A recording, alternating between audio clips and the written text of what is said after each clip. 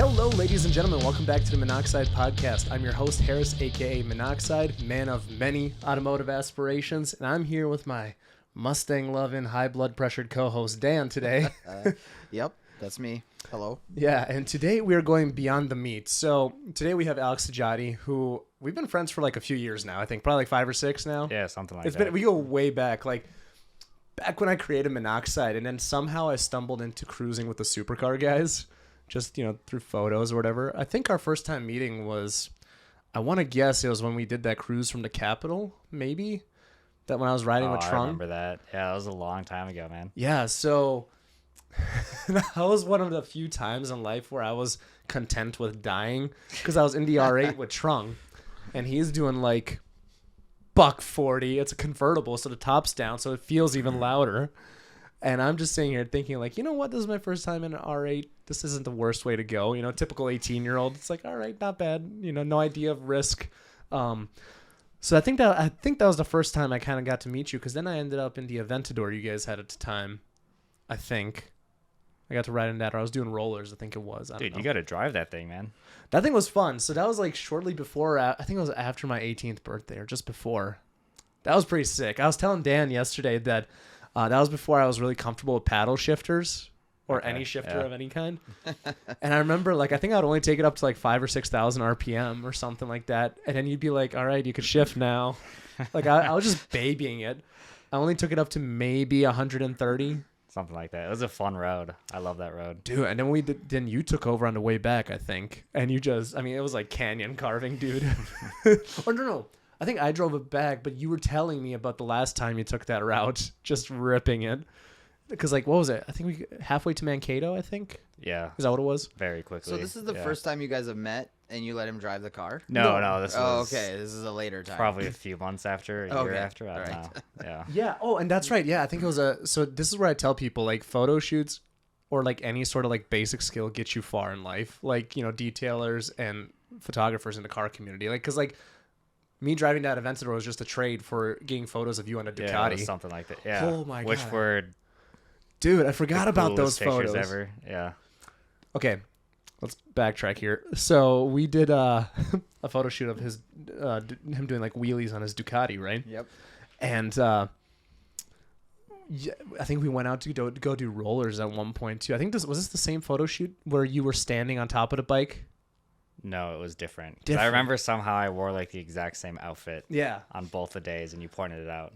Dude, one of the sickest photos I've ever taken, like, period, cars, bikes, whatever, is you on that curve, and you had that white Nirvana shirt. Yeah, that one's cool. It felt like it was straight out of man, I'm going down memory lane right now. I completely forgot about that shoot. I've seen the one with you standing on a bike. Now that you're talking about this, I did not know that was you, but that is pretty cool. Yeah, that's my favorite picture ever. Yeah. Yeah, so in short, you're a bit of a daredevil. A little bit. Yeah. Which is so wild because, like, we were talking a little bit about Senna before this, and Senna was always kind of composed, and you have that same, like, composure, I feel. Dude, I've heard that multiple times. Yeah, I'm just, like, super mellow, quiet, Yeah. low-key. Which is, like, and then it throws me off. Like, I like when you get, like, these energy spurts, I'm like, holy shit, Alex, are you okay? Like, but, like, you do these, like, daredevil things. Like, you race cars, like, you had the GT4, you're doing racing for that. I remember you took us out for a flight, me and Terry. That was pretty cool because you fly planes as well. Yeah. I remember you asking, like, you want to go 0G or whatever? I'm like, no. No. What are they called? Corkscrews when you go down? We just did like a power off descent. Emergency descent is what it's called, and you spiral down. So you would, in that situation, if you had like an engine fire, you'd kill your motor, but you want all that airspeed to put out the fire and wind going over it. So you just spiral out of the sky. Yeah. Pretty fun. You were asking us, like, how comfortable we were, and I think Terry was like, oh, no, but he was, like, kind of for it. I was like, absolutely the fuck not. Are you talking about Terry Lowe? Yeah. Okay. Yeah, so that was kind of like our whole group back then. Like, we had, like, these things called hump days. So, like, all the supercar, and I was in college at the time, and I had Wednesdays off or whatever, so I could easily join you guys for cruises. And they would, all the supercar guys would go out for like a lunch and a cruise. It was a blast. Those are good times, man. Yeah, kind of just died. I think, like, after COVID, I think it just kind of calmed down. Yeah. People just got busy with, like, their kids or careers or whatever. It was just a weird time. It was fun though, dude. Good group of guys, awesome cruises, go-karting, stuff like that. It was bring it back. Well, like Jeff Storms, he corrected, or he kind of taught me how to golf a little bit, like at Top Golf one of those times. Like I remember, like it was like Keaton. I don't know. I think you were there at that one too. And then like I learned how to swing properly. So I was like, all right, or properly-ish. If anybody wants my golf clubs, they're still for sale. But yeah, so then you got that, and then again, you're training to do other things. So I mean, let's just kind of start with, I guess, how did you end up racing the Porsche? Yeah, dude, that was kind of a wild story. It was a little bit of talent and a whole lot of luck. So my mom actually started dating this guy who used to be a big-time professional racer. And then I met him. They only went on like 1 or 2 dates, but I met him. We instantly clicked more than him and my mom did. So, yeah, I loved what he was doing because I met him at the auto show, and he was doing like, he does like drifting for like Dodge. He goes around and travels and does all the drifting, does stuff for like Jeep and all the demo stuff. I was like, dude, this is so cool. I love cars. And then I'm like, I want to race. It's always been a dream. I want to give it a try. I was pretty old. I was like 23 already. Yeah. Yep. And he's like, dude, you're kind of old. It's a little late to get started, but let's see what you got. So we went go-karting at Stockholm, and he was kind of impressed, and then did some simulator stuff. He was more impressed. Then I went to Skip Barber Racing School, signed up for that. I ended up being like the fastest in the class when they're F4 cars, which is awesome. And then the following weekend, I did one of their races and finished in like the top 3. And oh, so it was like a full-on wheel-to-wheel race. Okay. It was a wheel-to-wheel race, man. It was like the only race car I've ever driven. Like my second time ever on a track besides the school, and did pretty well. And then, yeah, we got the GT4 Club Sport. And I entered it in one of the PCA weekends at Brainerd, their lunacy weekend.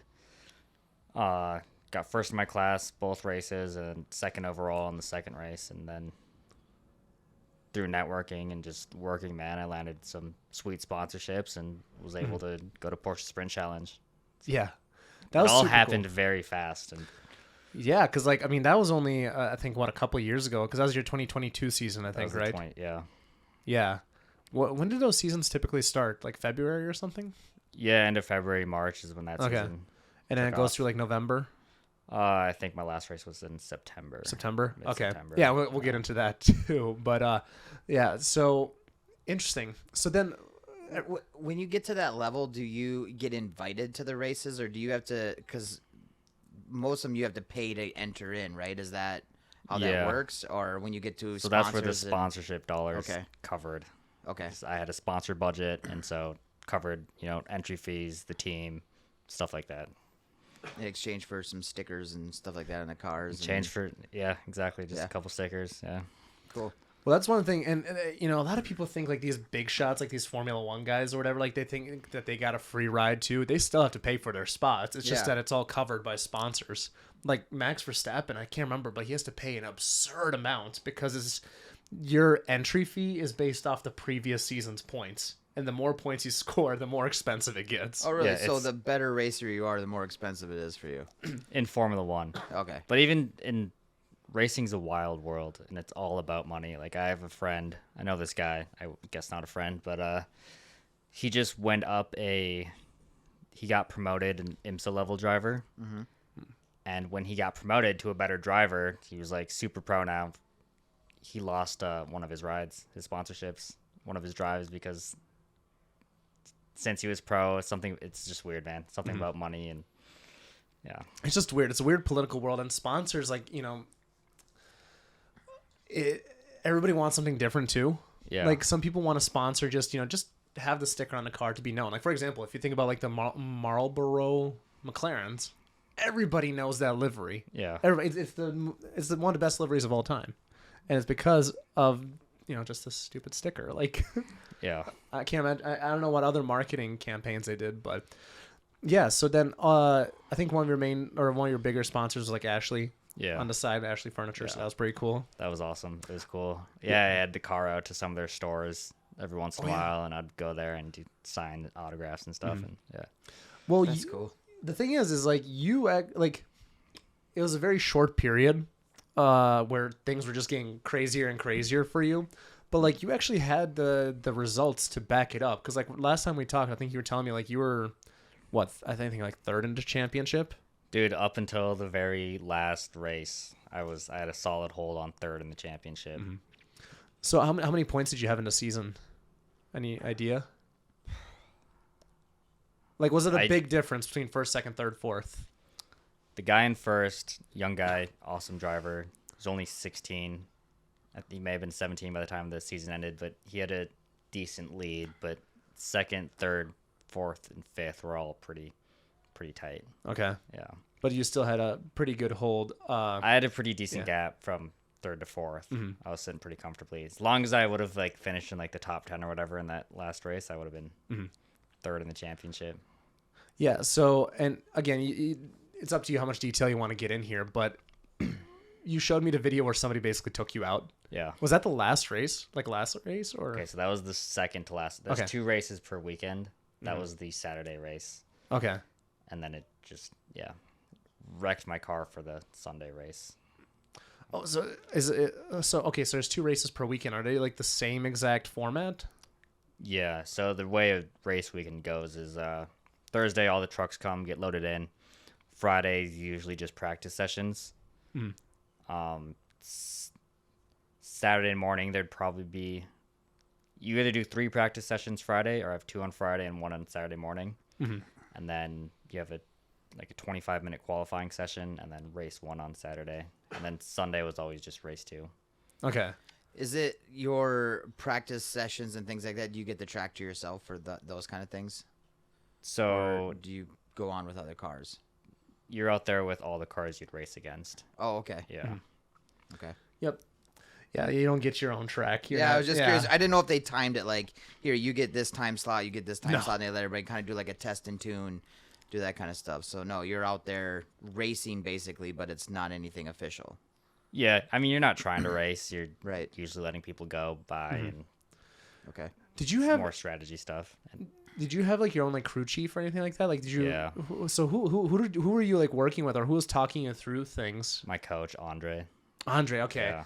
And he was one of he's not. Is he currently in charge of the Brainerd thing or no? Not anymore. He was last year. Yeah. Okay. Yeah. I'm getting people confused, but yeah, because like Andre, he was the Formula 3 guy. What was it? He did F3 in Europe for a F3. while. This was the peak of his career. Yeah. Yep. Yeah. So I mean, that was pretty good to have him coaching you. So what do those conversations look like? Like during the race, I'm guessing he's talking you through stuff too. Yeah. I mean, yeah. I learned a lot from this other coach, Jason Hart, excellent driver, like knows GT4s, especially the Porsches, better than anybody. Dude, and so the driving's a small part of it. We spend hours and hours going over data, telemetry, and video and stuff like that. It's insane the amount of detail that the telemetry has. You're looking at like individual wheel speeds, and it's ridiculous. Yeah. So I'm guessing you probably learned a lot about that then. Yeah. So how did that improve your driving? Like, was there do you have an example of like a particular weekend, like you were looking at telemetry and you're like, I don't know, did it improve? Yeah, how much does that come into play versus like feel of the car, knowing those other facts? That's a good way of putting it. Yeah. Like sometimes it's easier because it helps me visualize things, and it just helps you know what's like possible almost. And we're not talking about like, we're talking about finding like a 1/10 of a second or a 100th of a second. Like, qualifying between like the top 7 guys was like usually within like, everyone was within like 3/10 of a second, which is that's crazy. That's a tight pack. Yeah. So I don't know, like one example down at the New Orleans track, NOLA, a section of the track turns 10 or 11, I think. I'm not sure. It's been a few years, but I was lifting. It's a very fast section of the track, and I was lifting to maybe about like 30% throttle to make it through the corner. And then like he was like, no, you have to lift to like 70%, and that was the difference between like 0.2 of a second. Just like this much pedal travel. Right. Which is like, without computers and telemetry, how would you ever figure that out? It's this much of a difference in that pedal position. Yeah, that makes sense, because I've gone out and made runs, and then I'm like, okay, I'm going to try a little faster. Then I end up in the grass, and then I'm like, okay, maybe a little slower. But if you have somebody telling you, hey, you should be able to hit this corner at this speed with, like you said, your pedal at a certain thing, that would be very helpful. Yeah. But it's different too. Like there was another thing that he taught me called the rule of 5. So every lap around a racetrack, especially during a race, is different. There's new rubber that's laid down. You know, conditions change. The temperature of the track changes. Your tire condition changes. So every 5 laps, I'm reevaluating like where my braking point is, turning point is, and I'm pushing just a little bit differently every 5 laps. So if I don't know if this will make sense, but so let's say out of those 5 laps, 2 laps, I hit my brake point every time. I hit the same brake point. Another lap, I pull it back a little bit, brake a little too early. The other lap, I push it a little bit farther. So the average of those 5 laps, whether I'm pushing like 90% or 110%, it averages out to 100%, if that makes sense. Yeah. No, I get that. It's an interesting way of looking at it. Well, what would really help me is, again, you have that telemetry and you have somebody that's also looking at your times and all that stuff. Like you're able to figure out like what sector you're doing best in. And I'm struggling with that on iRacing. Like I'll stitch together the perfect first sector and then I would just blow it on the third, or just try to figure out like just, it's such a fun, like it's almost like, I don't know if chess is a good way to describe it, but it's so, the amount of mental cognition that's going through trying to find that extra 10th, because you find a 10th in the braking, then you can nail your exit point. Like that adds up down to straight. Like it's been so fun and addicting. Like, so for those of you that are listening, it's when I was building my sim, I was talking to Alex a lot because you have a really kick-ass sim. I think your sim was the first one I've ever been on 3 years ago. I think that's when you were using Assetto Corsa before iRacing too. Yeah. And I was in the grass every single time. I did not know what I was doing. Like you were just like, let's put you in an easier car. Yeah. But like you've given me so many good tips, like even via text, and it's like I'll get seconds, you know. So it's just, I remember like it was last week I told you like what my time was on Road America with the GT3 Mercedes, and like I was crushing it. Like I shaved off like I think 6 seconds or whatever, like, which is, you know, I went from like 221 down to 215 and then 213. Then I told you that I did 211 something. And then you just, you know, bought the car real quick because, you know, fucking iRacing, you got to buy every car. Oh, yeah, I did not realize that when I started racing on it either. I'm like, okay, wow. It's so expensive. Yeah. And then he texts me back like 10 minutes later. Yeah, I did a 208. I'm like, all right, I got something to shoot for. And then I sent you like a phone video of like my screen because I don't know how to record on the thing yet. And then you sent me yours, and then you're just showing me like where the braking points are. And I'm like, holy shit, like you're taking these corners like 15 miles an hour faster than me. So I don't know. It's just, it boggles my mind that you're able to do that in a real car. Yeah. Before we get too far into the show, I wanted to take a moment to talk about Raise a Hood. If your daily driver is having issues, aka your beater you got off Craigslist, Raise a Hood's telemechanics and AI tools can help you diagnose and solve the issues you may be dealing with for a fraction of the cost. All you have to do is add your car to the Raise a Hood garage to get started. You can provide the AI tool, also known as Gus, with the specifics of the issues you're having, and it'll help you narrow down what the culprit is. It's a great way to bounce ideas off of to figure out what actually might be the problem. You could then select from a variety of solutions to explore the cost and difficulty of doing the repair yourself versus taking it to a shop. If your car doesn't have detailed solutions yet, that's totally fine. Just go ahead and add your car to the garage for free, and that'll let the Raise a Hood team know what to focus on as they continue to develop and grow. If you want to try out Gus or chat with a telemechanic, go to raiseahood.com and add your car to the garage to get started. Use code MONOXIDE-FREE for a 1-month free subscription, or Monoxide20 to save 20% on a 30-minute call with a telemechanic. Let's get back to the show. It's wild in a real car, man. And it sucks too, because you know that Delta bar on iRacing, it shows you, it's like, oh, it's green. You have the exact same thing in the race car too. Oh, really? Yeah. So then each lap, dude, you see green, and then like, oh, you get so excited, and you push a little more, and then you end up over pushing it. It's addicting, dude. Screw up a whole lap. Yeah, same thing in real car, dude. Yeah, like so today I fixed some of my calibration, like when we were texting about it, and I literally shaved off a second and a half on all the tracks, and you know, in the Miata, and then I used the GT4 Mercedes as a benchmark or whatever, and immediately just shaved it off. And then I probably, if I I spun out a couple times because I was pushing a little hard, but it's like it's just been really fun to just dial that in. But that stupid green bar, I figured out how to remove it, thankfully, but you still have it on your steering wheel, which I'm fine with. But then I realized how much I hate that big bar on the top. You hate it? I used to like it, and then it was, I think my dad may have accidentally removed it or something, and then I just kind of forgot about it. And then when I added it back today, I was like, oh no, that's really distracting. It is distracting. Do you use the racing line? What do you mean? Like the lines on the track. Oh no. Okay. Yeah, I don't do that. Well, that's what I was doing when I was at your house when I was trying out your thing, and then like it wasn't bad, but then I realized like I should probably take these off. Yeah. Like figure out my own line. I don't even like to learn with them on. No, I was leaving them on to kind of learn with, but I've had them off too, and I still. I feel like you'll learn faster though with it off. Really? Mm-hmm. Yeah.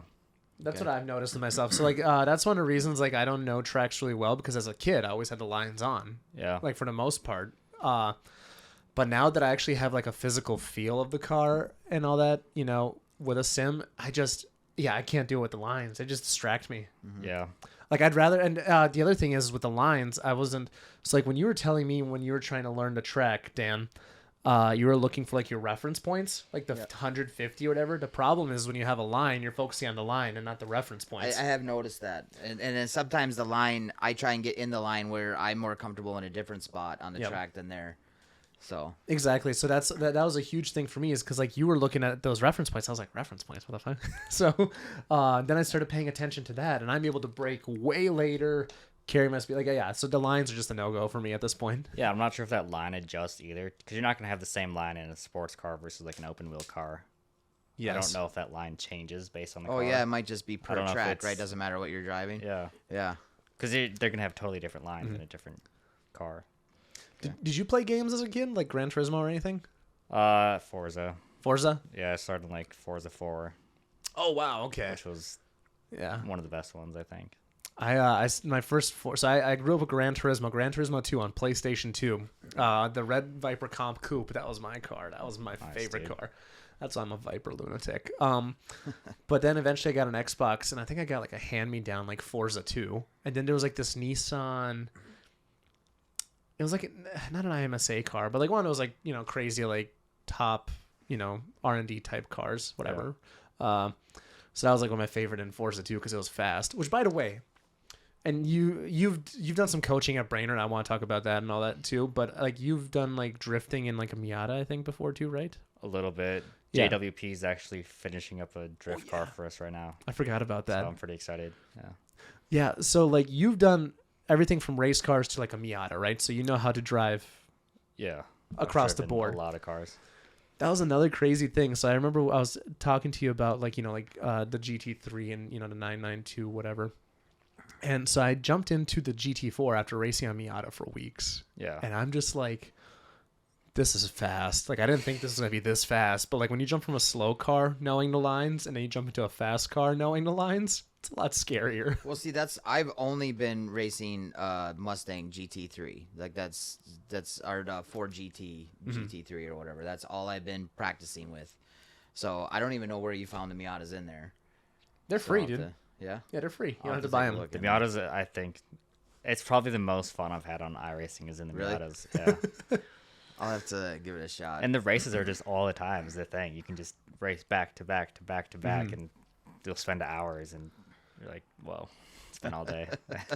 Those Miata races are a different breed, dude. Like I always thought like the Instagram or like the TikToks of iRacing were just like, you know, jokes, like, you know, just, you know, the occasional bad lobby.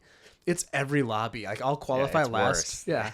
I'll start last on purpose, and I'll literally watch 6 cars take each other out by turn 1. Yeah, exactly. Dude. It's so crazy. Yeah, that's why I need to get your iRating up. Yeah. iRating up because that helps. Yeah. Well, I think now with my tweaks that I did today, like, you know, finding that extra second, I think that's going to be huge. Oh, yeah, dude. You're going to dominate. It's going to shoot up. Some of those guys are good, though. I know, dude. Super good. They're good. Yeah, it's unbelievable. I don't know if that is a disadvantage to me. I feel like there might be. I could be totally wrong.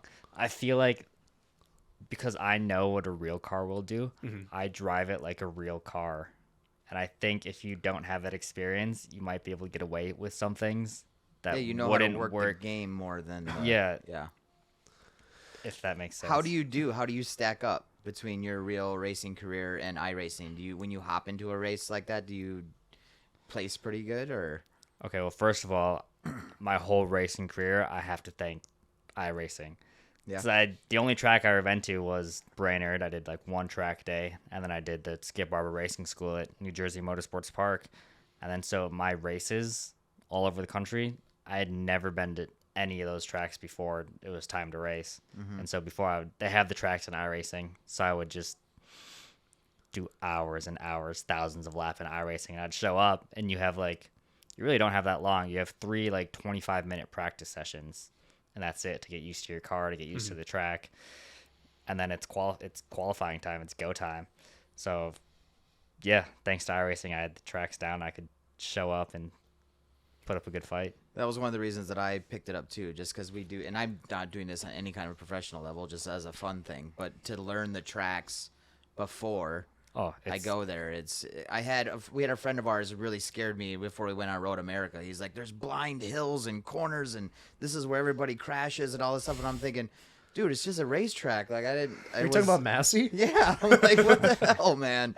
So I was like, okay, maybe the sim that helped take the little bit of a stress off when I show up at a track, When you ran Road America, did they run the kink? Yeah. Yep. How was that? I didn't notice the kink really. It wasn't that bad. I didn't. Dude, I was crapping my pants in the kink. Yeah. Maybe I was not coming in as hot as people. You can go into the kink. Our minimum speed through the kink that we were trying to stay at this speed or above was 117 miles per hour at the apex. Okay. Yeah. Damn. I don't even know. I know my hypothetical was like a 237, and I think my fastest time around without the hypothetical was like a 240 something. Yeah, that's pretty quick. In a GT500, the newer one, the 2020. Yeah. Yeah.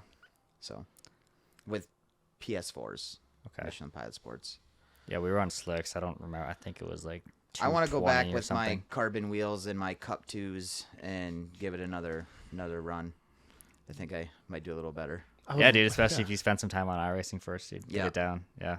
I would love to see you beat Mark. Like, I know Mark has 300 more. So, basically, our buddy Mark, he has the same GT500. Oh, yeah, you may have met him. He has, a GT500 that's 300 horsepower more than his. Probably closer to 4 if it's to the wheel, I guess. Yep. So, it's faster. Yeah. But, man, would I love to see Dan just smoke him. It's just going to get... It feels good, dude, to do that. Well, the thing is, Mark has a lot of track time. You've probably seen him at Brainerd before. Yeah, he's done his Performante up there, his GT500. So, like, that dude's got, like, he's got 60 track days under his belt. Like, that's a lot. It's a lot. But that's so cool that you were able to, like, translate these tracks and learn them, right? Because, like, I've never driven Road America. I haven't even been on as a passenger, right? Mm-hmm. Like, and I'm glad I didn't drive Sean's 1M because I tried driving manual on the sim on a track. Oh, dude, it's brutal. We're going to have to get some lessons for that. But to put that practice in and learn to track, like, that's huge. Because if you could put in 1,000 laps before you're even there, and then you do those 25-minute sections just to kind of, like... adapt, I guess. Yeah. That's big. Yeah. What's crazy too is the GT4 that we have is the GT4, the Porsche GT4 is the GT4 that iRacing modeled and recorded.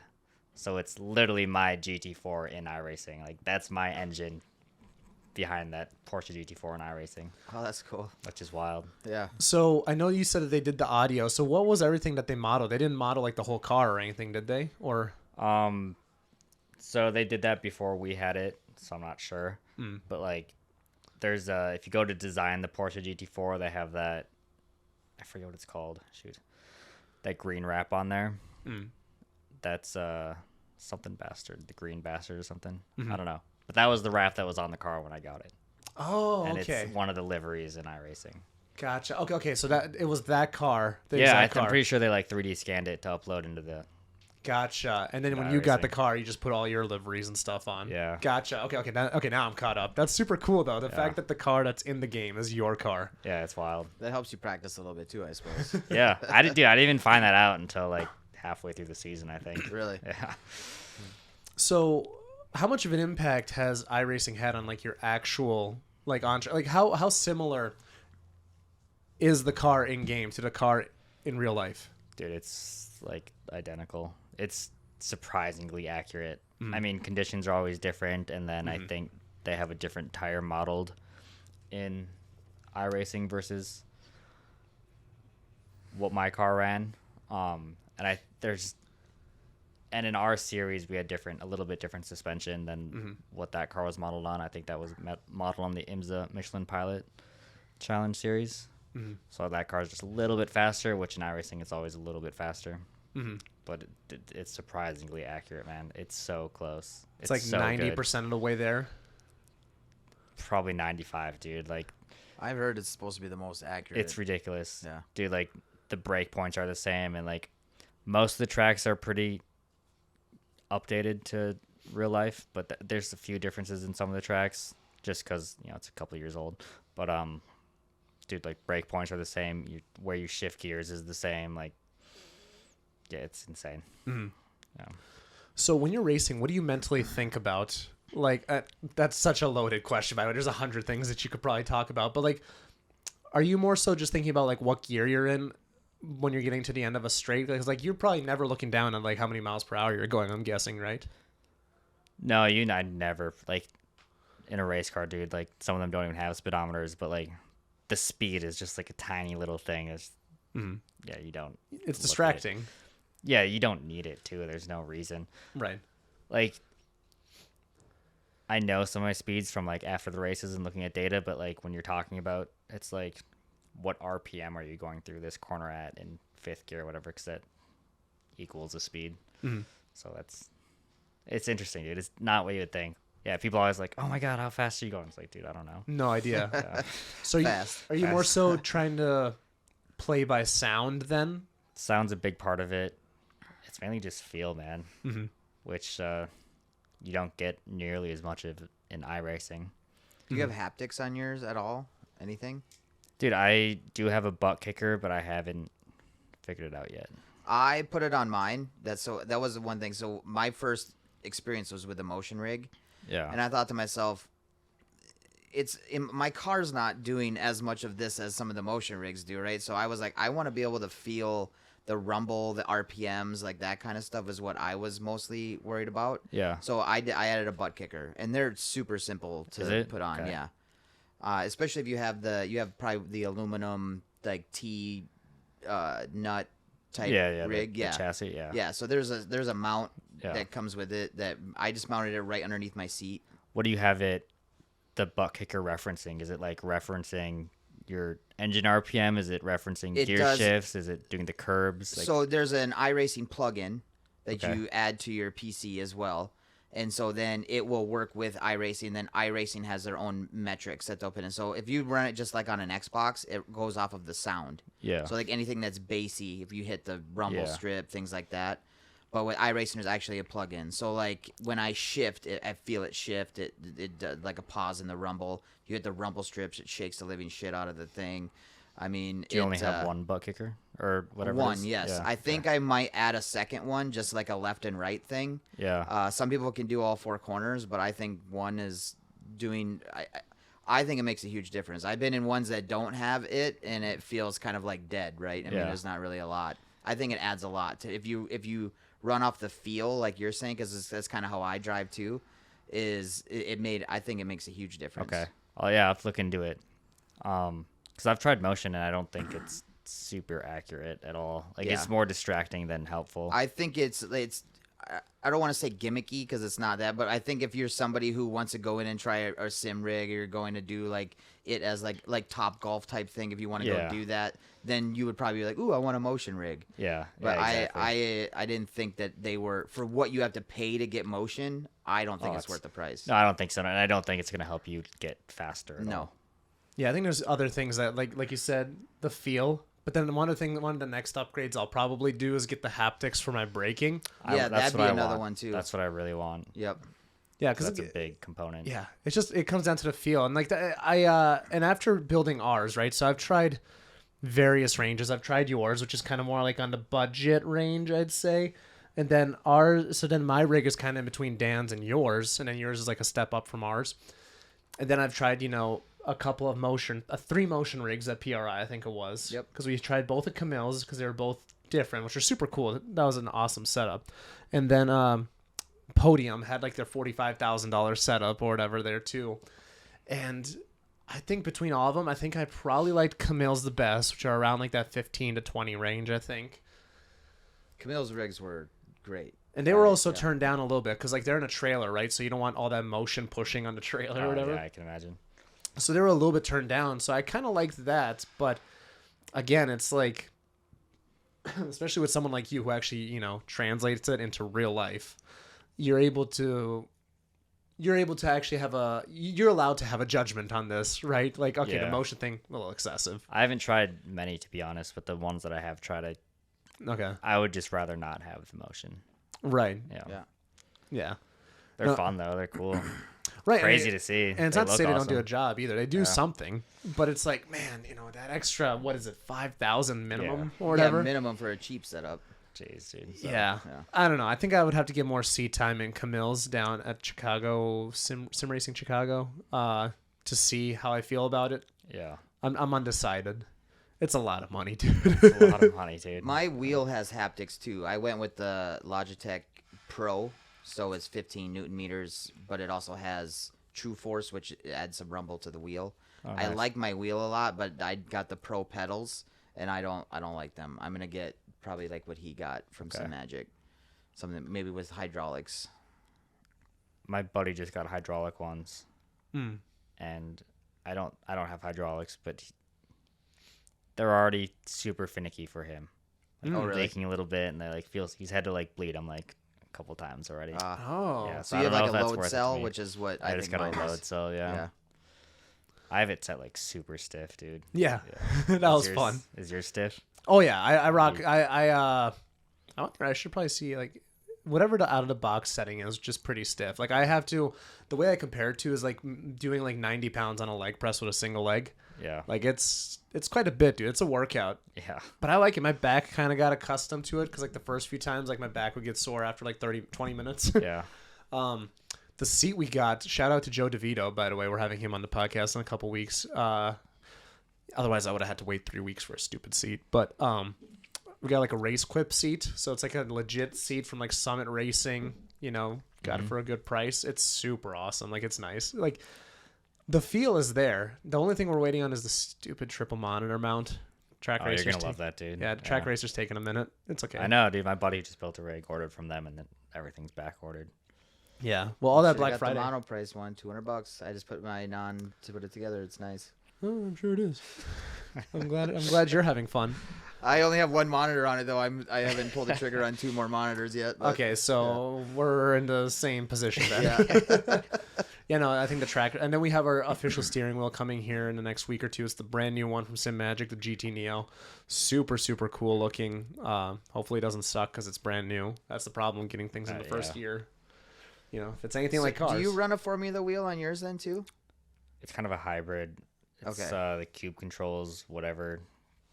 It looks like a Formula wheel. Okay. But I think it's slightly wider than a Formula wheel. Okay. So it's just right in between. And then you run your GT4 wheel too, right? Like when you're doing GT4 stuff? That's the car I use. Or that's the wheel I use for GT4. It's pretty close. It's close enough. Yeah. Gotcha. So can I ask, I don't follow the racing as much as like you guys were nerding out here before this whole thing starting on, you know, all these names of these people that drive cars and I don't know who any of them are. But can I ask a really stupid, ignorant question? Like so like GT3, GT4, is there a difference? Is it like, what is the difference between the two? GT4, a little less power. Like I had like 450 horsepower in my car. The GT3 car has 500. Okay. Which isn't that big of a difference. GT3 car is a little lighter, way more downforce. Okay. So it was like, I think Road America, it was like 10 seconds faster than us. Yeah. Which is a lot. Wow. Yeah. That's about right. Like, again, bringing it back to sim racing, it's like my dad accidentally loaded up the GT4 instead of GT3. And I was trying to figure out why I was spinning out so much. And I'm like, it can't be that different. It was about 15 seconds slower. Yeah. I was like, it's pretty big. So you said 50 horsepower between a GT4 and a GT3 then, roughly? Probably a little more. Okay. Yeah. That's still crazy. Because, like, again, in such a light car, Like if I put 50 horsepower into golf, like that's a big difference. Yeah. So Mark and I were about 10 seconds apart at Road America, and he was 400 more horsepower than me. Uh-huh. And I could feel it on the straights on that Road America has that, that long straight. Yeah. And it was like, even my car with it pinned to the floor, I'm like, let's go a little faster here, man. Yeah. How fast were you going at the end of that straight? I could get to about almost 160 before Okay. I'd have to brake on that first. So that corner was that turn 1. Is that what that'd be considered? Yeah. It freaks me out because it's 90, and I'm coming in real hot. So I'm sure I'm braking way earlier than I needed to. I realized that I wasn't working my brakes or relying on them as much as I should or could in that car. Dude, braking is where everything is at. Yeah. I've told you that multiple times. Braking is where all the speed is. Yeah. Yeah, somebody got into an argument with me about this, but like, I think I may have misphrased it, but I believe what you said was in a Miata, what's faster, to 0 to 60 or 60 to 0? Yeah, it's the 60 to 0. Yeah, like what's the 0 to 60 in a Miata? Like 7 seconds probably? The new ones are probably a little less. Whereas braking 60 to 0, it's like, 100 feet? Yeah, that's very fast. Yeah. So once I realized that, like, it's huge. And again, today, dialing in my brakes, like, I'm able to pick up an extra tenth here and there. Like, that adds up. So looking at the telemetry, right? Again, to go back to the earlier question, right? So how hard is it to translate, like, what you see on a sheet or on a computer to actually braking? Like, for example, you said it's 70 and 30% earlier. Yeah, I mean, once there was a little learning curve, but it makes sense when you have a great guy who knows it all explaining it to you. He can put that data into words pretty easily and That's huge. have it make sense. Yeah. Was it confusing at first? A little bit. You're like, dude, what am I looking at? Because it's just crazy graphs overlaid It's with a each lot of other. stuff. Yeah. And you're like, yeah, it's just graphs. And like, okay, I have no idea like where on the track this even is. But now it's like, it just makes sense. Do they like sync it up to the track, or how does that work? Because like if you're looking at a particular data point. Yeah, so at some points you're just looking at the graph, but the main view was on the bottom. It had all the data, like throttle position, brake pedal position, whatever. And then top left was a track map with your little indicator on it, and then top right was the onboard footage synced up. So, yeah. So what kind of tracking tools are they using? Any idea? Like, what would they throw in your car? What is it called? I know. Remember, dude. Some of these grid life guys might use like the same thing. Like, Probably. yeah. Is it Track Rabbit? Is that one that they were using? No, you're talking about the app. Yeah, Oh, no, okay, this that's is what I thought we were this talking was a whole in-car system. Yeah. Yep. Okay. Yeah, I'm trying to think what it was called. God damn it. Dude, I can't remember either. Yeah. It was it's spec, quite- so like it was regulated in the series. Like every car to use the same. Right. Yeah.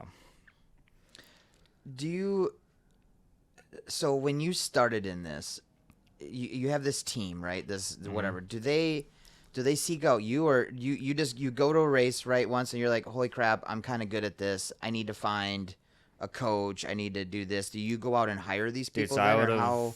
my coach put all that together. I would have not known what to do at all.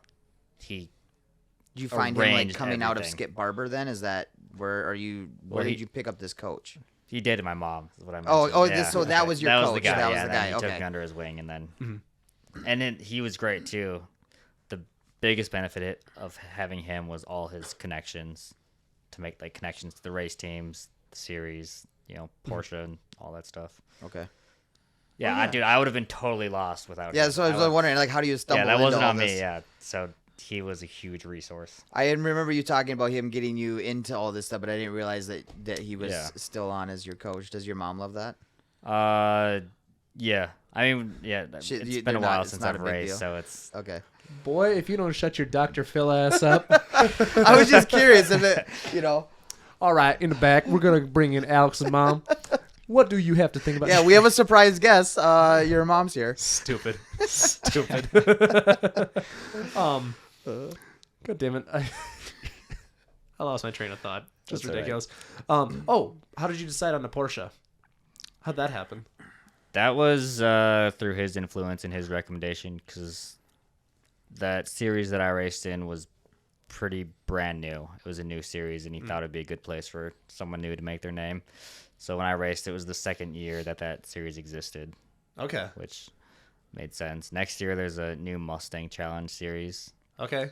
That looks awesome. So maybe in the next year or two, that'd probably be cheaper than a Porsche, hopefully. We're not probably really. Very similar cost.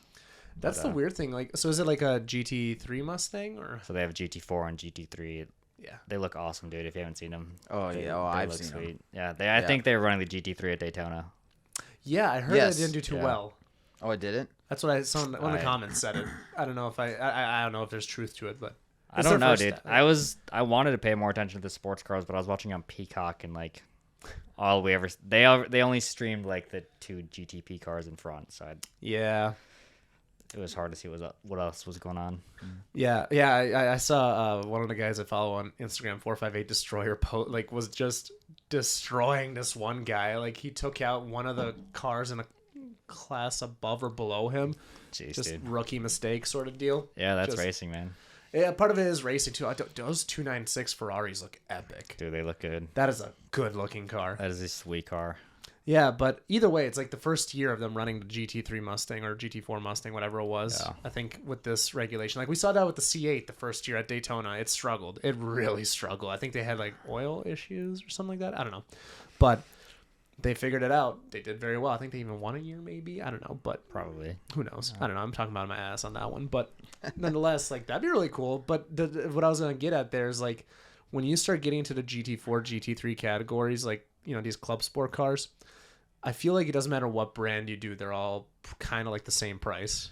Well, they have to be spec'd similar too, right? I mean, a lot of them have they got to have the same horsepower, things like that. I mean, there's rules as to what it can or can't be depending on what it is, or no? Yeah. So our series was a factory series. Mm-hmm. Okay. So they're all like, even like I'm a small guy, so I had tons of lead sitting next to me because I needed weight in the car, stuff like that, and just like the windows that you can adjust things are very small, so it comes down to driver ability, which is great, I think. Was that just like a Porsche series then, right? It was strictly the Porsche Sprint Challenge. Yeah, that'll do it. So if you decide you want to do this Ford one, do you have to get a car then too? You have to go out and get a new car, and yeah. That'd be cool. Well, dude, like Ford is crushing it right now. Like their CEO they're smart. They're smart. Dude, like I love watching or seeing the interviews with the CEO because he's just all gung ho. Like we're doing cool shit and we're gonna keep doing it. Like whereas everybody else is like EV, like it's just it's tough. It's tough right now. So and I grew up Mopar, but it's like Ford's just doing. They're the enthusiast brand right now. I feel. Yeah. I'd love to see you in a Ford. That'd be cool. Yeah, I would agree. Cool, dude. Yeah. Dude, the GT350R is one of my favorite cars I've ever driven. That car is awesome. We had Simon Sajady, the team principal of CJ Motorsport, and I think he either has a 350 or I think he has a 350R, and it's such an awesome car. He says that's just like one of his favorite cars ever. Dude, it's so awesome to pound around a track in. It just does everything so well. Mm-hmm. Balanced perfectly, handling's awesome, shifting's great. Yeah, it's phenomenal. And they just nailed all those things. Are perfect. Nailed it, dude. Yeah. I've heard it's supposed to be a track monster. It is, dude. It's unbelievable. That's what Kenny has. Is an R. Yeah. Oh, his is an R? Yeah. I need to get those suckers on the podcast. I know. Get them up. Are they coming up here for Polar Run? That would already happened. They did it. Oh, is that the Oh, wait, no, there is Polar Run coming up. You're right. It's when I leave for so that's coming up in a couple weeks. I'll get them over here. We'll start drinking. Those are like one of the few guys. Like I don't drink much. I'll drink with those guys. Those guys are a good time.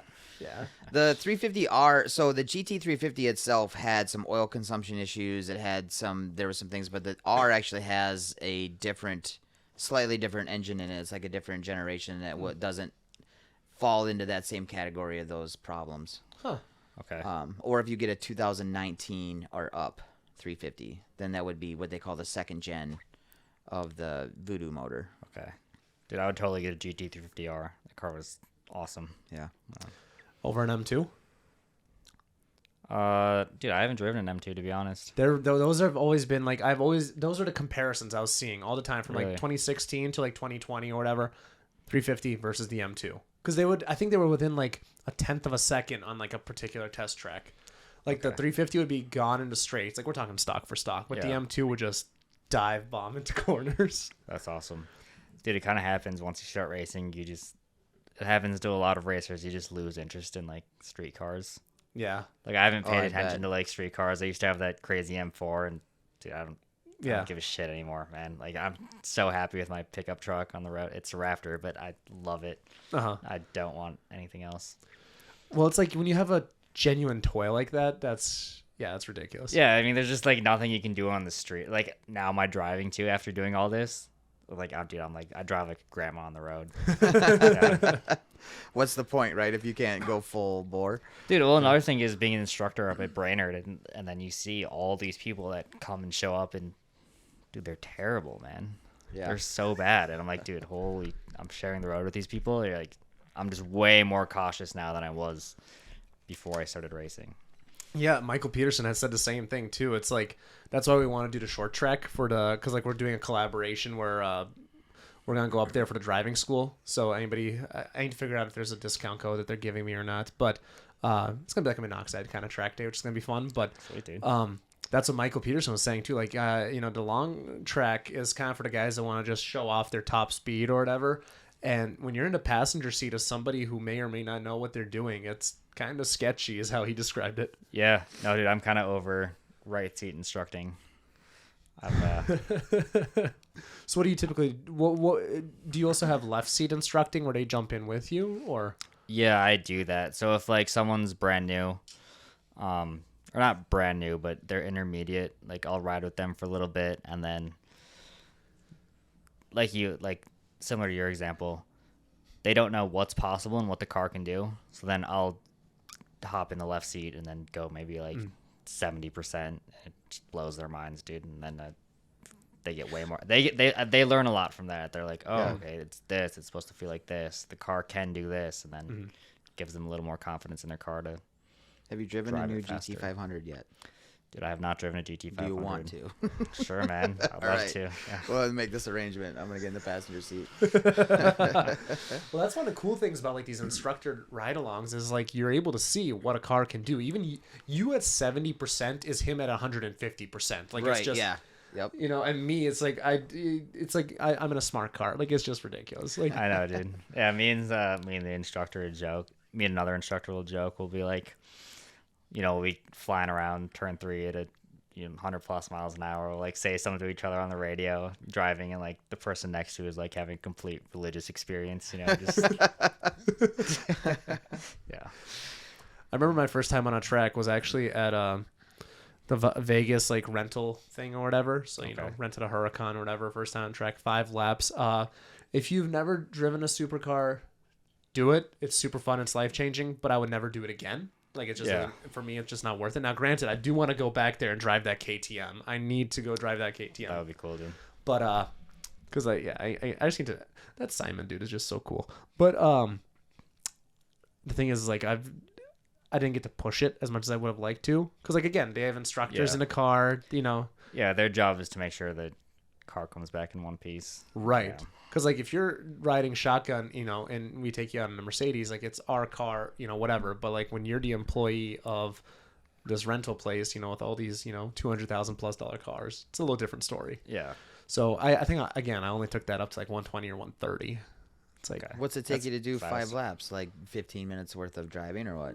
I think it was like no, not even, dude. Like 10 minutes maybe for 5 laps. So like, yeah, there's that. And what did that cost you? Like $500. Yeah.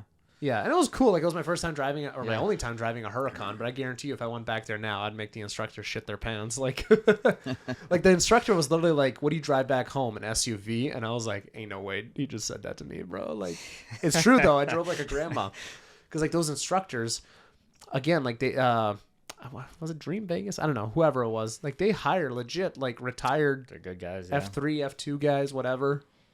So. They got talent. Dude, those dudes make a lot of money. A lot of money. I heard like on their bad days they pull in like $50,000 a day. Something insane. Really? Well, yeah, you only need, 50 to 75 people to show up throughout the day, and it's Vegas. Yeah, everyone's there. Yeah. They make ridiculous amounts of And money. it depends how many laps you do. Like we just did the 5. I think so they had an option of like 3, 5, and then up to like 20 laps or whatever. Which, by the way, you really don't get to feel a car until you. Like That's what I was thinking. 5 laps is nothing. You're just barely getting warmed up at that point, right? Yeah, like Exactly. your third lap, maybe even your second lap would be like your first flying lap. Like if you're an actual like professional, driver. But when you're somebody like me who's doing 50% or 60% what the car's capable of, at maybe even 30%, it's like you're not getting enough heat in those tires. Yeah. To like really see what it's capable of. Like, yeah, it's just crazy. Well, just like running the 30-minute sessions at Road America, by the time 30 minutes was, I was like, holy crap, that was 30 minutes already. It doesn't seem like, because you're constantly thinking every time, every corner. I'm trying to think, what should I do here? What should I do there? Yeah. And it goes by way faster than you think. Yeah, man, driving on the limit's like the most mentally exhausting thing I've done. It's wild. Well, even coming out of the sim, it'd be like, oh, you're just sitting there playing video games. I was like, my arms hurt. Like, I'm kind of like, I'm tensed up, So, yeah, it takes a little bit out of you, too, just driving a sim. Oh, for sure. Yeah. What my favorite feeling is when you enter that flow state. When you're just kind of doing everything just like you're not even like conscious of it. You're just getting faster and faster, and there's just a certain feling to it. Yeah. Yeah. I know what you mean, man. It's a good time, dude. It's addicting. I love it. Yeah. What's the longest stint you've ever pulled? On iRacing, and then I guess in real racing. Dude, me and my buddy are on iRacing like all day sometimes. We'll probably do like 7 or 8 hours in a row, just around the same track, same car, just pounding around. The most I ever did in real life was a test day at Sebring. And over 2 days, I put like just over 1,000 miles on my car around Sebring, which was a lot. And Sebring's probably the most brutal track in America. It's the original pavement, and it's multiple different types of pavement, dude. It's bumpy. Dude, brutal. But that's part of character of the track, I've heard, right? Dude, it's one of my favorite tracks. I love it for that reason. Like, turn 1, you're coming around, you're flying. It's fast, dude. And, like, your car is just, like, skipping towards the outside of the corner. It's wild. And you said it's original pavement? Yeah, I'm pretty sure it's the original pavement. It used to be an airport, but, yeah, I don't think they've done any pavement changes since. It's never been repaved, man. So you're, like... It's wild, too, because you'll have more grip in certain areas of the track than others, because, like, one's, like, actual pavement and some of it's concrete. It's a cool place.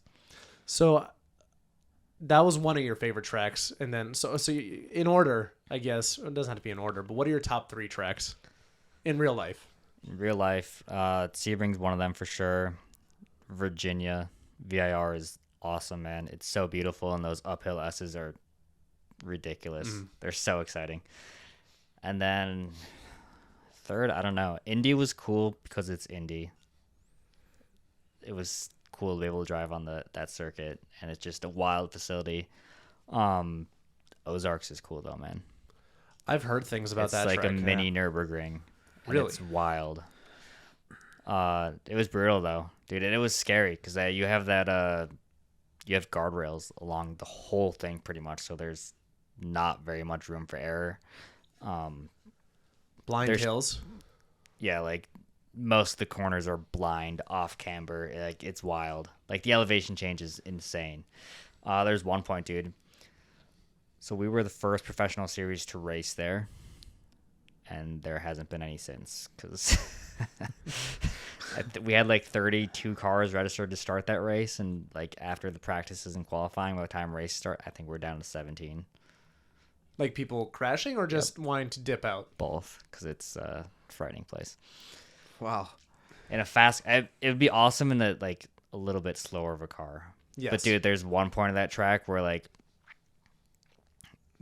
you're flying. I would consider it the straightaway, but like on every other track, the straightaway, you can relax a little bit, stretch your shoulders, look at your gauge and stuff, see what's going on.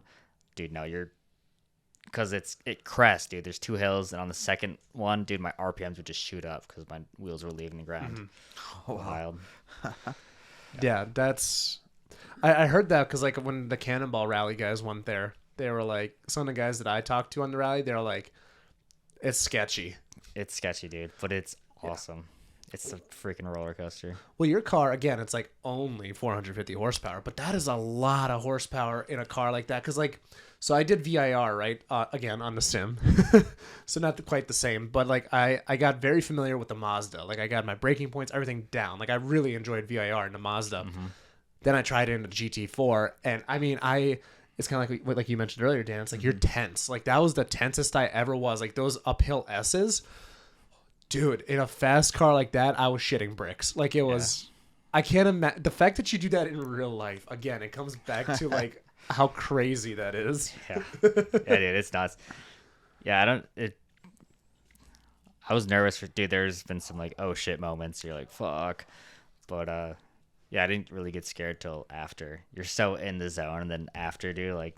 After the race is over, then you're like, dude, holy shit, that was... Yeah. I just did that. That was ridiculous. Like, wow. I'm going to take a second to support the home team. Many of you know the podcast is based out of Ratified Motorsports, who makes some of the sickest builds out here. That dyno you all hear downstairs has seen some serious cars. Whether you're looking for a standard tune for your cute little Volkswagen to a full-on Supra or RS3 build, you should give Ratified a call to get the sauce. Check out ratifiedmotorsport.com/performance to see what they can do for you. Let's get back to the show. Yeah, man, it's just so... I guess on the racing front, and I do want to dive into, like, you know, your drift car and all these other things that you're a madman. It's okay.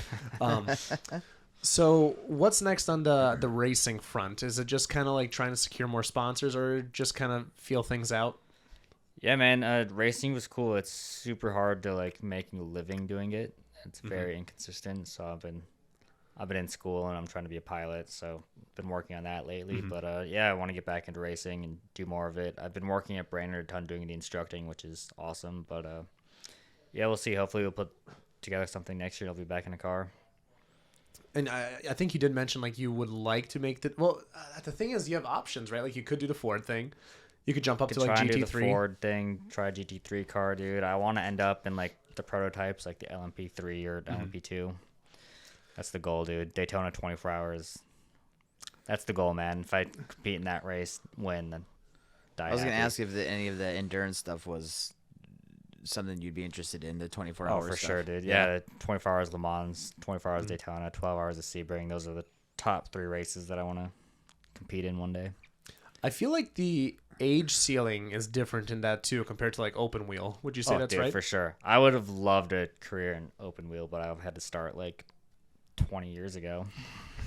But that's the crazy thing is, like, so again, Dan, I don't know how much you follow this, probably nothing, but yeah, nothing. To have even a remote chance to get into, like, Formula 1 or even 2, 3, whatever, like, you need to start when you're a kid, like 5 years old, dude. Yeah. Like, for example, if Rowan wanted to get into Formula 1, like, it might not be too late for her, but, like, she's 13. She's a boomer. Starting off behind. That's too late for Formula 1. Yeah. Really? It's never going to happen. Ridiculous. Like, unless you just are, like, this ridiculous prodigy and you could secure the funding and all these things, like, the amount of green lights you would have to get, it's next to impossible. It is, yeah. So, yeah. So were they starting them off on carts? And Yeah. Yep, and then you work your way up to, like, shifter carts and stuff. Yeah, and you go F4, F3, F2. Yep, so you have to work your way through. And now you don't necessarily have to win in each of those series to make it up. For example, like you could be, like, third place in Formula 2, but, like, if a seat opens up with the parent team, you can end up over there as well. It's a good, somewhat half garbage way of explaining it, but, like, you don't necessarily have to be a winner. Okay. You could finish second or third in a championship. Basically, just show promise. So, like, for example, Williams would have, like, a Formula 1 team and a Formula 2 team, and if you place third on their Formula 2 team and a seat opened up on Formula 1, then you could potentially get that seat, unless there's some weird trade going on or something. But dude, so my coach, Andre Serra, he was Logan Sargent's coach when he was karting and doing F4 and F3, I think. Yeah, it took him all the way to F3. That's cool. It's pretty cool, yeah. Yeah, Logan Sargent is currently in F1, so not doing too hot, but it's okay. That's his first year. Yeah. Dude, speaking of first years, how about Piastri? Did you watch his stats at all this year? Dude, I didn't really follow it much this year. Which is fine, but yeah, basically Piastri got in there and he's crushing it. Crush it? Dude, I think, I remember that. Yeah, that's awesome. I think he got first on one of the races. Did you see what happened this morning? Lewis is going to Ferrari. Dude, which is wild. Lewis nor Mercedes nor Ferrari have made an official announcement, but it sounds like it's Ferrari everywhere. made the official announcement. Did they actually do it? So that's for 2025, sure. I think, right? That's crazy. Yeah. I kind of saw it happening, and everybody was like, "No, Harris, you're an idiot." I'm like, "Yeah." Like it seems like since the dawn of time, everybody wants to finish their career at Ferrari or be at Ferrari at least once. Yeah. Like they're the granddaddy of the sport. Yeah. They just are. They're the name. Yeah. I mean, I wish Williams. I would love to see him make a comeback because they were crushing it for a while. They were crushing it a while ago. Yeah. McLaren's on the up and up again, but I don't know. I'm excited for the season to start here. I think we have 4 weeks coming up, dude. Yeah, I'm super stoked on that front. So, yeah, who do you aspire to? Who's the race guy for you? Like my heroes? Yeah. Senna for sure. It's up there. Mm-hmm. Dude, I'm a big James Hunt fan. Okay. That last drive he did in the rain was pretty impressive to me. Baller. I look up to that one a lot. That's the one that Rush is based off of, right? Yeah. Yeah.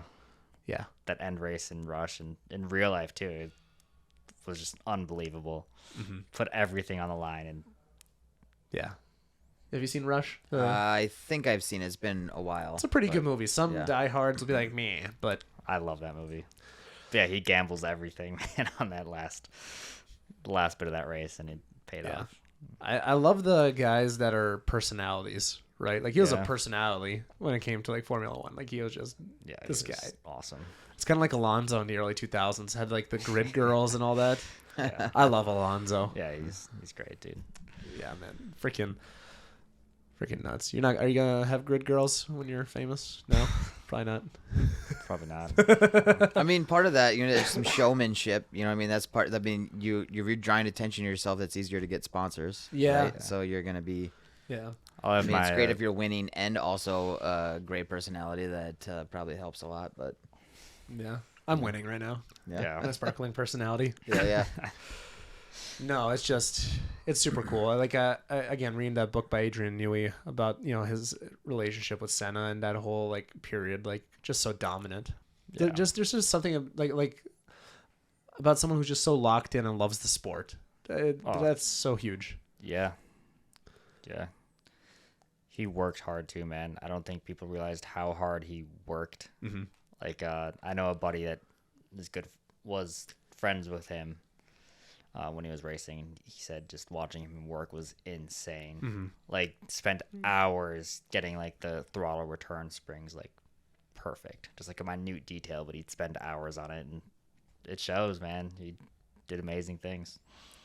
Yeah, it was so crazy. It's like in the last chapter of the book that I've been reading, he mentioned like he was like side by side with Schumacher or whatever, and I think the team was called Benetton. I may have pronounced that wrong, but yeah. Anyways, like Senna was like side by side, and he was like almost 1,000% convinced that they were using traction control, like just by hearing the car.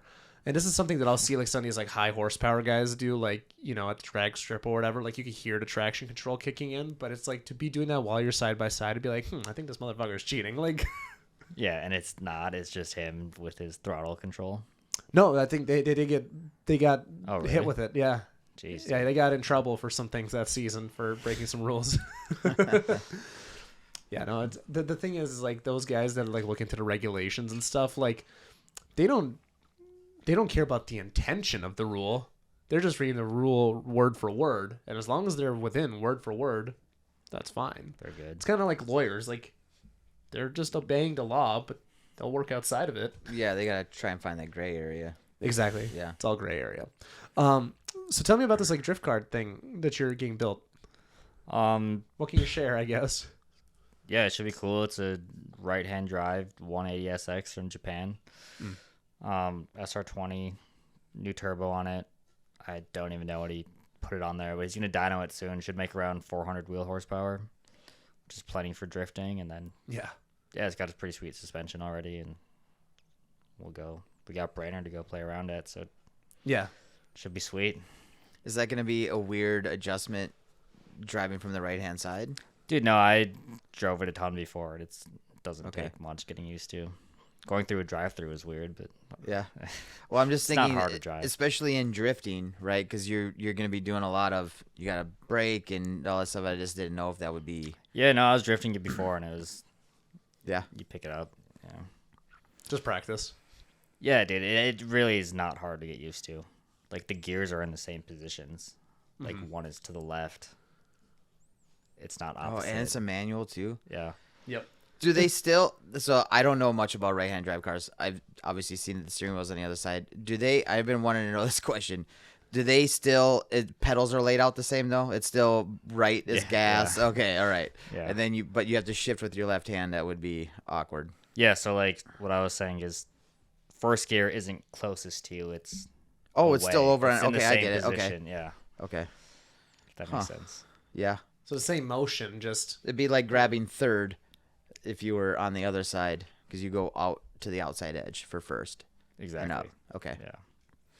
Yeah, no, I'm super stoked for that. I mean, 400 horsepower, that's it's more than enough. More than enough for what you're trying to do with it. Yeah. Yeah. I mean, yeah, drifting, like every drifter we've had on the show has always said, like, you don't need a high horsepower car. Like, you want to practice in a stock car first, get a feel for it, and then start doing stuff. And you were already drifting this car before you did anything to it, right? Yeah. Yeah. So you got a feel for plenty. it. Yeah. Plenty of practice. How long have you had that car for now? Dude, quite a few years. I'm not sure. But it sat for a while. Mm-hmm. That's usually how it goes. Yeah. So now, JWP rebuilt the whole motor, new internals and everything, and then threw a new turbo on it, and he's putting it back in the car, and it's probably done. He's just waiting to dyno it, because I think they just got a new dyno. Yep. So who's tuning it? Do you know? Is it going to be their guy? Probably. I have no idea, dude. It's probably. I hope it's Kyle. Kyle knows his shit, dude. Yeah. Yeah, we've had Kyle on the show for our tuning specials twice now, so yeah, should be cool. I'm excited. I'm excited, dude. It'll be a good time. So it'll be done and ready for the season. You'll go practice that a little bit. So do you have any aspirations to get into drifting, like, a lot? Not as a career or competing ever. No, just for fun. Because that's one of those things, like, you could be 60 and still doing it, right? Like, there's no age gap or limit. Yeah, I do. I don't know much about the drifting world, but Aiden, the kid, his mom owns Brainerd. He's big into it, dude. I think he just got a Formula D car. I saw him testing it a few months ago. It was awesome. Okay. 900 horsepower. Jeez. Insane. Yeah, I had a blast. I got to ride along with Vaughn Giddens Jr. Did at you, SEMA. dude? Yeah. Nice, man. In the Mustang. And that's like, what, 900 Ridiculous, horsepower? Yeah. And I've been in a drift car before. Well, drift car. So again, when I was in Vegas for, driving that Huracan however many years ago, I also did the ride along experience, and that was in a C7 Corvette, like a Stingray. It might have been a Z06, I don't know, but and that was cool because, like, you can throw them side to side, but like there was no finesse to it. Like, they were just trying to give you a good time. Yeah. Just beat the shit out of you. But like, when I did not expect for that car to do what it did. Okay. The Vaughn Giddens car. Yeah. Oh, okay, yeah. Yeah, dude, it's wild. Yeah, and like side by side with this, 1,000 horsepower Bronco. Like, I was just like, this is just. Jeez, dude. Looking right at the tire, like they're tandeming. Just. Was he like sending it super close to the wall too? And. No, I think they were getting kind of close, but I think they were trying to keep it within reason, like just put on a show. Yeah. I don't think they were getting like I would have been the first one to be like, get closer, throw me in the Bronco. I would have been the first one, but the Bronco, it's like the thing is like, I don't know if you saw it, but like when it transitions, it plows deep. Like, that weight transfer is crazy. Huge. Yeah, I bet, dude. Because it's got like 40-inch tires. Car. Yeah, that's insane. Yeah, just crazy, dude. That was super, super cool. So, okay. So I'm excited for the drift car. That'll be really cool. What about, so you're trained to be a fighter jet pilot? Is that it too?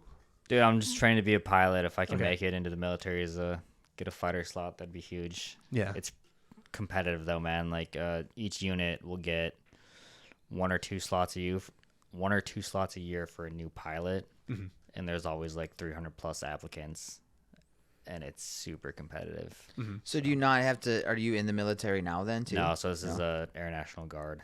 Oh, okay. Or Air Force Reserve is what it would be. Okay. Yeah. So. I just didn't know. I thought you like normally be a fighter jet pilot, but probably in the Air Force or whatever. You join that first, and then they train you to be an air fighter jet pilot, right? Is that how it normally go? Dude, I couldn't tell you, to be honest. I know my buddy just went full active duty in the Marine Corps, and he got a pilot slot. He applied for a pilot slot, having not been in the military, and he got a pilot slot. He doesn't know what he's going to fly, but he'll be flying something. Mm-hmm. I suppose if you really want to get talent, that's how you got to do it. You can't just be like, oh, we have 150 people that applied. We're going to put everybody in a plane and see who doesn't crash. Then we'll go from there. Dude, they have some really good tests to weed out who's not going to be a good pilot or not. Really? Okay. Yeah. I took that test. It was very mentally exhausting. Really? But, What's the test? Dude, I don't think I'm allowed to talk about it. Okay, fair enough. Okay, but cool. it was awesome. Okay. How'd you do? Can you tell us that? I maxed it out, so got the highest score. Yeah. Okay, Sweet. that's all I need to know. 99. Yeah. And then, Nice. so what? And if you can't talk about this either, but like, what are you doing to like? Is there like are you flying Cessnas to prepare for this? I'm guessing not. So to prepare for the test, or just to prepare to Like along, like what do you have to practice flying in certain things to? You don't need to have like your private pilot license to get the job. It does make your application a lot more competitive if you have. Mm-hmm. There's like a sweet spot. They want to know that you're like love flying, you're into it, but they don't want too many hours, I think, where you may have learned some bad habits and they can't. Okay. Yeah. So. Yeah, you've been 3,000 hours in a Cessna isn't exactly going to translate over to fighter jet pilot. Yeah. No. Yeah, we'll see. Yeah, that'd be cool. That'd be exciting. Sweet. Otherwise, yeah. Just more race car stuff. More racing and flying, dude. I love planes too. So. Would you ever get into like racing bikes? Motorcycles? Yeah. I've done a few track days on motorcycles. I did the California Superbike School, and it's awesome. Those guys have a little bigger balls than me, though, man. Really? Yeah. That's your limit. I don't know, but I don't know if I'd say that, but I would probably kill myself on a bike. And It's fucking insane, those guys. those guys are nuts, dude. Yeah. Ridiculous. The fact that you're saying that speaks volumes. Yeah, because like the margin of error is a lot less. Yeah, there's a lot more risk. Yeah, way more risk. Yeah, because I know like again Michael Peterson. Like I don't know if he raced bikes. I know he did a lot of bike. He said he track days. did. Did he? Mm-hmm. Yeah. So I always get my facts confused and stuff like that. But like, yeah, I mean, just crazy. Yeah. Dude, and they like they did Moto America up at Brainerd last year. Yeah, those guys are wild. And they race like the Harley baggers. Have you seen that? No. Yeah, dude. Big old Harleys, man, and they're ripping them. That's rowdy. Yeah, dude, they're flying on those things, dude. I've been to the super Superbike impressive. thing at Brainerd. Have you? Yeah, it's cool. Yeah. It's cool. Yeah, those We guys are know wild, dude. Jake Schmatter is one of the racers that a friend of ours. That's her cousin or something. So we've been there a couple times for that. Yeah, dude, those guys are no joke. Yeah, it's a lot of fun. So, and as we're getting towards like wrapping up here too. So, like, what was one of the favorite things that you did? Or I guess, what was one of your favorite aspects about racing? Dude, it's just challenging, dude. I don't think people realize like how hard it is, and I love that aspect of it, dude. Like, it's so cutthroat, it's so competitive, it's so physically and mentally challenging, man. Like, it's just hard, and it was an environment that I love being in, and that super competitive nature and adrenaline flowing, and yeah, you're just on edge the whole time. It was cool. So outside of what was the track in the middle? What was it? Is it Kansas? No, it was Ozarks, right? Yeah. So outside of that track, what else? What were some other scary tracks that you've been on? Scary tracks. Or is it just that one? That one was pretty scary. I mean, the kink at Road America always it was a little nerve wracking. I think there's just like certain corners at certain tracks, like turn 10 at VIR. So you go uphill on the S's, right? Yep. And there's that very fast left-hander. Yeah. That one's Just before you go frightening. downhill, you mean? Yeah. Yeah. Just before the downhill. into Yeah, the that tree. one I've That flown corner's off a few tough. times. Yeah, dude. I ripped my splitter off there in real life. Oh, Yeah, really? Yeah, dude. I dropped 2 wheels off. Went a little too fast. But... Oh, like you went too far right onto that hill? Yeah, dude. I just carried a little more speed and like I was like, oh shit, and then dropped 2 wheels off and it ripped my splitter off. It was Yikes. That was in a race. Yeah, it was. That's a lot of cars. Thought I was too. done for a second, dude. I was gonna ask, have you had some like this is the end? Oh, right? dude, Yeah. Ozarks. Did 1 lap. I was in a pretty good spot, dude. turn 1 of lap 2. Yeah, I sent it a little too far, and dude, I was like this close to not having a car for the rest of the season. But I saved it, brought it back on. Dude, I've never had any like wrecks until the last race, and that wasn't even my fault, dude. Somebody lost control and took me out, so that was frustrating. But that's gotta suck. It's been close, but never. Mm-hmm. That's frustrating footage to see. Yeah, dude, I was dude, he gets spun out in iRacing, man. It's frustrating, and then in real life, where it's hundreds of thousands of dollars on the line. and you worked all year, and yeah, dude. So how does it work in that situation? Do they pay for your car in those kind of deals? If you're racing, you're responsible for your own shit. It's a racing incident. Yeah. What happened there? Did he just brake too late, or what was it? Any idea? Dude, I have no idea what was going through his mind, man. I can't believe like he hit me hard. Dude, he hit me hard in my left rear wheel, dude. I was like past the apex, dude. He comes flying, and it hurt, dude. And like it spun me around to the back of the pack, and then that in-car footage of like you getting rattled, that looked like it hurt. Yeah, dude. So I'm at the back of the pack, and then I was like up there in the top 10 or whatever, back of the pack, and then like I was like, fuck. And then I like get my car, get myself together, and I start going and I made my way back up from like, I don't know, I was like 23rd or 24th, made it back up to like 16th, and then somebody lost control of their car again and took me out. But like I was driving, dude, after that first one, I was driving with like down the straight with like 15 degrees of steering in my wheel because he just that's hard. Messed it up, dude. It was tough, man. Yeah. Well, especially like when you probably got up to speed, like controlling it probably got tough. Dude, it was just like I forget which way. It was either like right-hand corners or left-hand corners. One of them worked a lot better than the other. You have wheel damage. Exactly. Yeah, you got wheel damage. Literally. Dude, but then it's like the last race too, so you're like, fuck it. You put everything on the line. Well, that was the second to last. Second to last race, dude. But last weekend, dude, you just throw it all on the line, man. Yeah. So you didn't do the last race of the year though, right? I did, dude. Oh, you did? Yeah. So in that second wreck, dude, they managed to like break all 4 corners of the car. Mm-hmm. The second guy that hit me. And so this is the same race, correct? Yeah. Okay. Same. Race 1 Saturday, dude. Got taken out, back of the pack. Made my way back up, and this guy, I mean, he was letting me go by, and then I was on the inside, and they're fast corners. And then he just went a little too wide, and then when you go out wide, there's what they call the marbles out there. You're off the line, so all the rubber goes out there. It gets pretty slippery.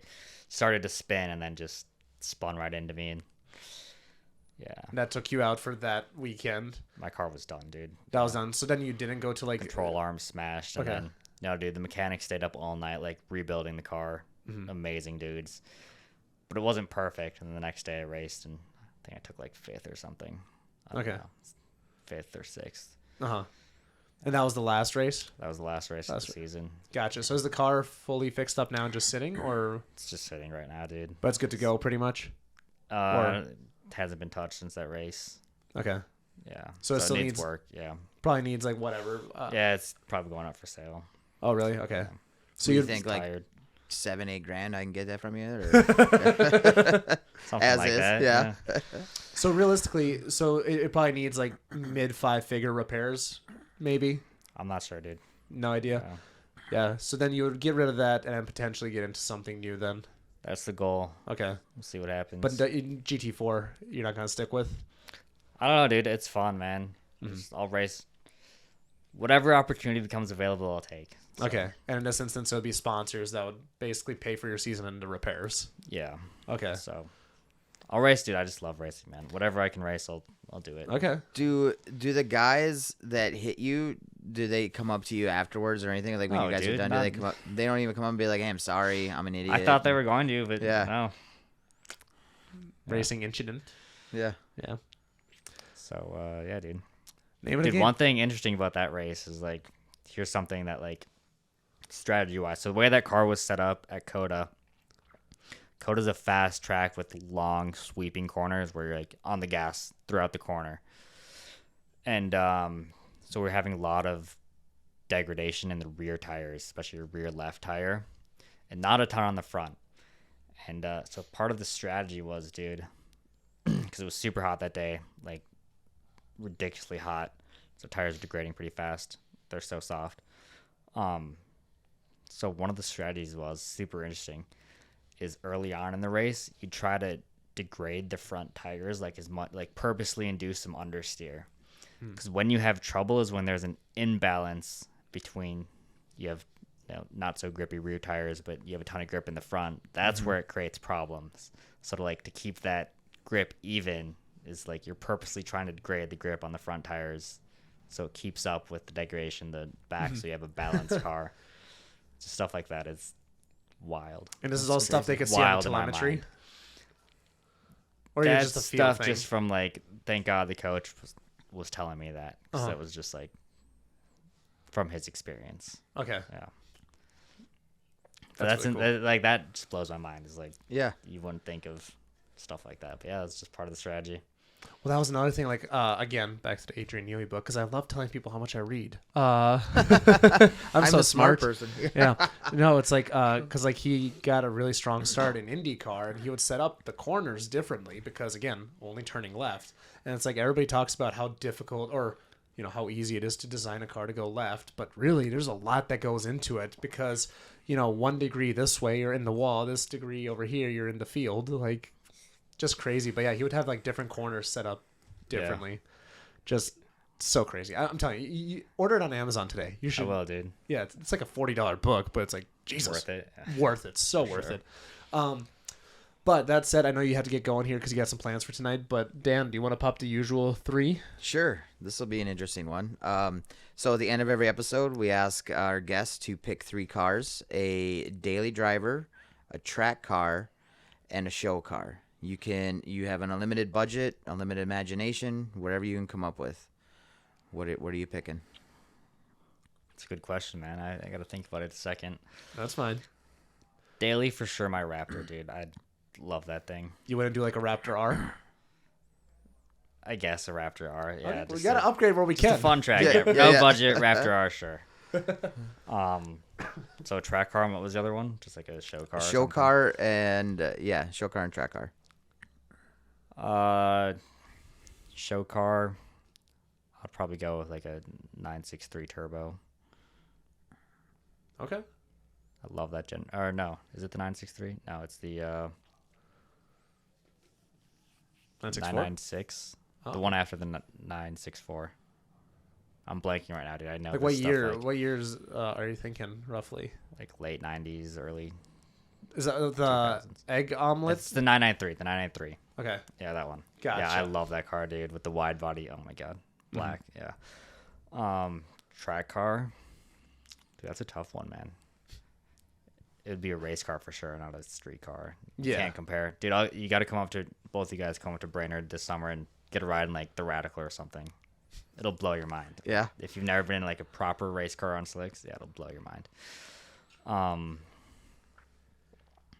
Probably a Radical, dude. A Radical? Yeah. Okay. They're just so much fun for the. You want to do like an Indy car? Because I know you're huge on that. Yeah. I don't know, dude. I have to spend more time thinking about it. You want to drive all race cars, right? Dude, I want to drive all the race cars, man. You could like track a Radical all day though. Okay. IndyCar is just so extreme. Yeah. Yeah. It's a Radical. Okay. Do they have different types of Radicals too, right? A ton, yeah. Yeah. SR3, SR8s, SR10s. Probably go with an SR8. SR8 Radical. Yeah. Okay. I like it. Well, sweet, dude. On that note, where can people find you? Like, do you have an Instagram handle? People. Yeah, dude. My Instagram is just Jades. It's kind of my nickname, Jades. Okay. Yeah. Gotcha. Did you have a second one too, or no? Do you use that anymore? Alex Sajady Racing. Okay, gotcha. Yeah. Any preference on the two? Not really. Not really, dude. I hardly post anything anymore. That's fair. I fell off social media, but okay, every once in a while. Yeah. Sweet. And then as for you, Dan? You can find us at Gunna Garage with 2 N's. Gotta always specify the 2 N's. And then as for me, you guys found the podcast here. You should know where you're at by now. Make sure you check out our sponsors, Raise a Hood. Of course, thank you, Ratified, for always using this location. I'm really happy with this new setup. If you guys watch on video, it's pretty sweet. I'd say it's great. Thank you for breaking in the couch, Alex. Awesome, dude. My pleasure. Thanks for having me. Yeah, dude, super, super awesome. And then, of course, make sure you sign up for the rally. Use code Monoxide, save $100. But first, we got to get people on this rally. People are slacking. Yeah. It breaks my heart. It's gonna be a really good time. No, I'm really excited. People have been buying up tickets from Chicago and Arizona and all that fun stuff. So it's we're gonna have some people coming from out of state. So it should be pretty cool. Sweet. Other than that, thank you, Alex, for coming on. This is a blast. Yeah, thank you guys. Dan, thanks for existing, and we'll see you all next time.